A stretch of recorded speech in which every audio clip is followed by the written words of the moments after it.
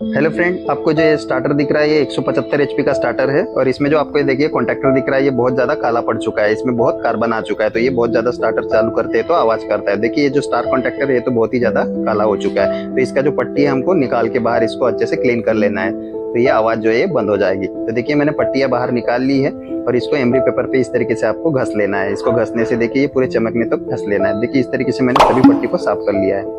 तो देखिए ये जो कॉन्टैक्टर लगा है इसमें भी आपको ये ऊपर के फिक्स पॉइंट दिख रहे हैं, इसको आप जगह पे भी क्लीन कर सकते हो या फिर बाहर निकाल के भी इसको क्लीन कर सकते हो। तो मैं इसको जगह पे कर रहा हूँ। तो देखिए सारे कॉन्टैक्टर की जो पट्टियां है अच्छे से क्लीन हो चुकी है। अभी इसके ऊपर की कवर मैं लगा दूंगा जो पट्टियां मैंने लगा ली है। तो देखिए कवर लगाने के बाद ये अभी चालू करेंगे तो आवाज नहीं करेगा। तो चलिए फ्रेंड, आपको इसकी कंप्लीट जानकारी चाहिए तो नीचे दिए गए लिंक पे क्लिक करें, वहां से आपको पूरी वीडियो मिल जाएगी। तो थैंक यू।